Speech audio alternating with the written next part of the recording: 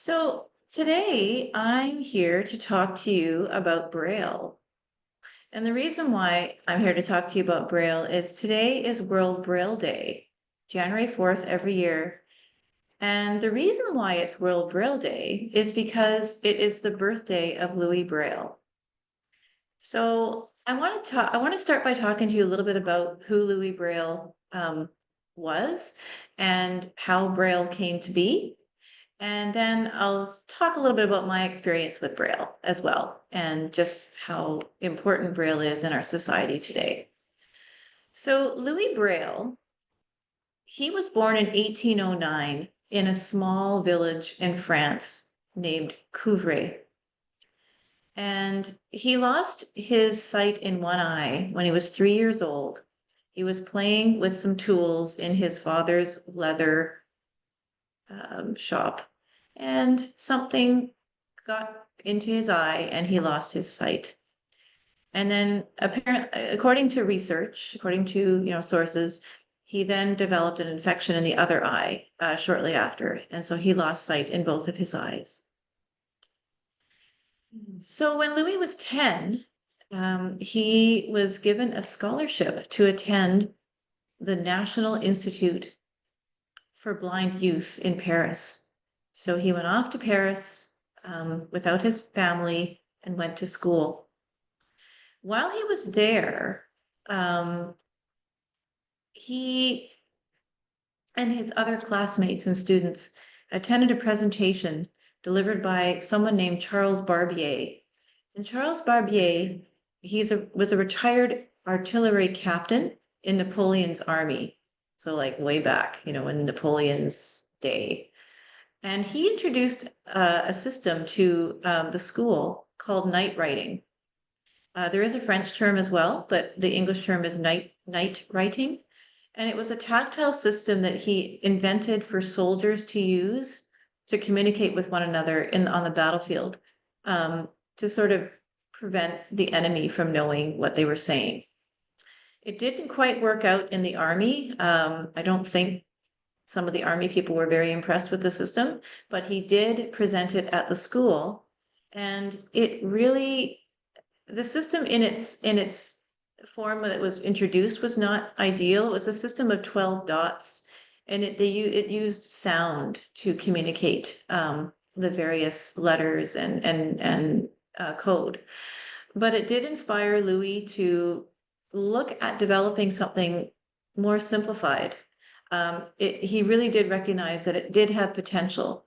And so he did start to create a modified version of it, which uses symbols and spelling of words using 6 dots to represent the alphabet. So he spent the next, 4 years or so creating this system. So it's quite an interesting history behind there. And Braille has evolved since then. But Louis' initial invention, he perfected it throughout the years until his death in the 1840s. So the Braille alphabet. So today's Braille code uses a system of raised dots. And people read this with their fingertips. I'm reading Braille right now with my fingertips, but some people, sighted people, also have learned to read Braille. So whether maybe some teachers, have learned to read Braille, family members, other people, and they can use their eyes to actually read the letter. So it's not impossible to read Braille. You can learn with your eyes if you would like. But people who are blind or with very low vision would read Braille with their fingers. And the symbols are formed within units of space, and they're known as cells. So a full cell is consisting of 6 dots, and they're raised dots, and they're arranged in 2 parallel rows, kind of going from top to bottom, 1, 2, 3, and then on the right, 4, 5, 6. So like a rectangular cell. And the combinations of these dots represents numbers, letters, and symbols. So that's kind of very basic how Braille is. And I actually brought some Braille things. I brought some bookmarks that I'm going to give to Kathy to mail to you or to send to you, because I think it's really cool. They're bookmarks you can use, and it promotes an organization called Braille Literacy Canada, which I really encourage all of you to look at. And I will, when I get the bookmarks out, we can maybe put the website in the chat as well. That sounds great. Yeah. So I want to tell you a bit about my experience with Braille. That's kind of the more, I mean, it's exciting to learn the history, and we are celebrating Louis Braille. However, I think it's also exciting to learn about, how do individuals use Braille? Like how do I use it? So I was introduced to Braille when I was attending the W. Ross Macdonald School for the Blind in Brantford, Ontario. And I was 6 years old, and I learned Braille like others would learn to read and write print. So that was my form of communication. And I was so amazed that I could actually read books, and I could play board games like cards and things, and I could do all those things like my sighted friends. And the other thing that I was really amazed at too was that I quickly learned that, unlike my sighted friends, my brothers and sisters, or, like my siblings, I could get away with reading books at night when the lights were out because I could hide the books under my covers. And a lot of my friends at school learned the same thing. So we used to fool the counselors at school. We used to, because I went to boarding school, and so we used to, hire books. And sometimes I wake up in the middle of the night, I could hear like people reading, because you can hear their fingers go across the page. So I'm like, oh, my friend's reading again. Okay. But it didn't bother anybody because you didn't need the lights on, and we could hide them. So that was the fun thing that we thought was great. But all joking aside, kidding aside, throughout my life, Braille has been a very instrumental part of my life. Aside from the fact that it is my main system of communication, because I have never seen and cannot read print, I've used Braille for many, many things in my life, and I continue to use Braille today. So some of the things that I've used Braille for are reading books, like I talked about, reading recipes. There are Braille cookbooks out there, or maybe I want to Braille out a recipe that somebody emailed to me. Maybe I want to Braille it out so I can read it a lot faster than trying to go online and remembering it. Well, I've used Braille to read announcements at church, or to read Bible readings at church, scripture readings.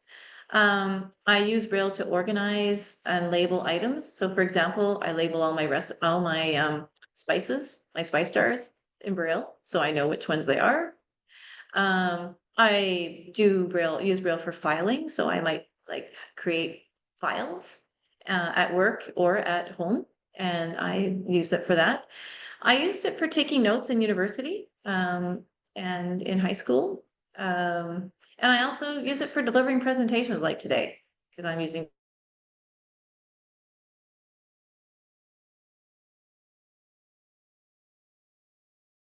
You've probably seen it in buildings, signage. So beside a restroom door, for example, you might see a sign that's both Braille and raised letters. And it might say, women's washroom or whatever. Or elevators. You go into an elevator. It is so dreadful when I go into an old elevator and there's no Braille or nothing on. I have no idea what floor I'm going to. So elevators have been really great for me as well. So those are just some examples of where you might see Braille in society.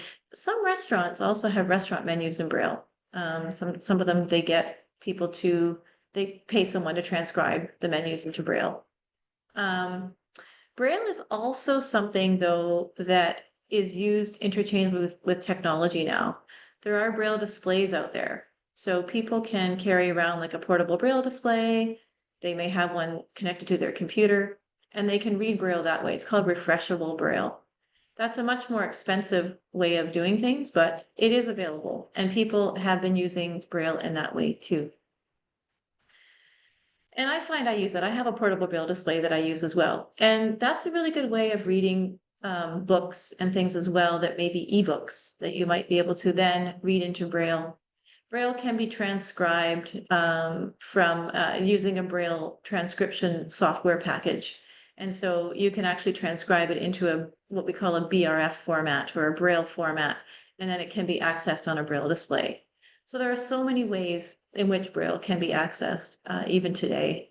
I just want to close here though with some myths about Braille, because I think it's really important. There are many, but I just picked out a couple. One of the ones is that people say, oh, Braille is a language and it only has letters. Well, Braille is not a language. Braille is an actual code. It's a system, it's a code. And Braille is used not just for the alphabet, but it's also used for mathematics. It's used for music, like there's actually a music Braille code. So people who play a lot of music know music Braille. And it's used for chemistry as well. So there's various like mathematical symbols and scientific. So Braille is very, very much more complex, but also more wide-reaching than what a lot of people think. And people think it's a language like, oh, I learn Braille like someone learns French. No, I learn Braille like someone learns print. Mm-hmm. The other myth I want to share is that with modern technology today, people assume that Braille is no longer very important. And I would say that nothing is further from the truth, that Braille is very important today. It's probably even more important today because there's so much information out there that we need to know. Braille equals literacy. So it is very important. And Braille actually increases one's chances and opportunities for education and employment. The unemployment rate among Braille users is lower than among people who do not use Braille. So Braille really does open a lot of doors to a lot of opportunities. And Braille also allows us to be independent and to be included, and it allows us to fully participate in society. So before I end, I just want to say that I brought some things with me. I don't know, I know there's a lot of people online, but I could maybe hold some things up. So one of the things I brought is, I'll pass it to Kathy, and maybe Kathy, this is a Braille recipe book. The title of the book is called The I Love My Instant Pot Gluten-Free Recipes book. So this book is part 1 of 5 volumes. So Braille's a lot bigger than, print, right? So like the Braille Bible, for example, is huge, and the Braille, I think Gone with the Wind was like 42 volumes. So Oh my goodness. here is the cookbook. Mhm. That's part 1 of 5. Here, so I'm just gonna hold it up Yeah. so folks can see. Yeah. So I don't know, here we go. If I zoom in, you can kind of Yeah. see Yeah. how it's raised like that. Yeah. And then if I open it up, so you Yeah, can just see. open up and you can see all the Braille. Yeah. That's so cool. That it's a lot larger than print, right? So the other thing I want to show is, well, we play games like everyone else, like I said. So this is a deck of cards. Here, I got this. Okay, nice. So it looks like what I would be used to, but it also has. Has print on it as well. So we can play games with our sighted friends. I really got good at Go Fish when I was a kid. And we used to play cribbage. You can play cribbage as well, like with a crib board. There's a crib board that has like more raised, like the little peg places, the holes they have little like grommets around them so you can feel the holes better. Another thing I want to show you is nowadays telling time is so digital with the phone and everything, and I use that as well. But I do have a Braille watch that I used to use a lot to tell time. Right now it says it's almost 10 after 12, which is not true. So don't worry about that. But it's because the battery has to be replaced. But here is the Braille watch. It's just like a regular watch, but it opens and the Braille is there. And they're like little dots that you can read the time. And it would be really hard for someone to read, I think, if you weren't used to it. But yeah. And then the other things I just want to show you, there's two more things. These are slates. So a slate and stylus is something that, I'll have to get the stylus out, that we use to write. We can use a Perkins Brailler, which is like a Braille machine with 6 keys and a space bar and a backspace and a line space key. But it was too big to bring. A lot of people do use that, but we also can use a slate and stylus. So here is this is a 4-line slate where the paper goes in between, and then we just write. Yeah, so that's a slate and stylus. That's a 4-line slate. I'll have to get the stylus out, but anyway, that's the slate. And this one is a 1-line slate, which I use to label things. So you can put Dymo tape in there and you can write on it and label. And then like just cut off the pieces, like snip off the pieces and label your items. So there's also what's called a Braille, one of those, those Dymo guns that you get that you can make labels with. There's Braille ones as well. But if you're a proficient Braille user, here's the stylus that goes with the slates. If you're a proficient Braille user, you would maybe use the 1-line slate because it's a lot faster. And you can create labels, and I could put them on my recipes or on my files or on my CDs or, just different things that we may have in the house, that I want labeled.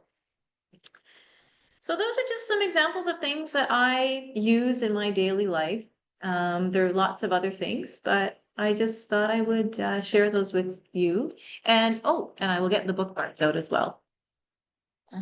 Okay, pretty sure I did. There is a circular thing behind you. Right there. The circular thing right here.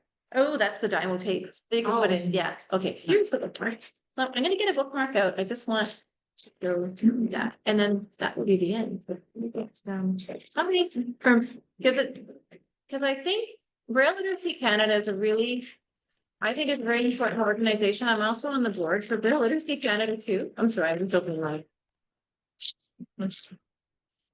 And I think it's a very important organization, and we really are promoting the importance of Braille. So I'm going to pass those to you, Kathy. Thank you. Marks. This is a bookmark, and everyone who wants a bookmark, please just say in the chat that you want it, and then I can mail it to you.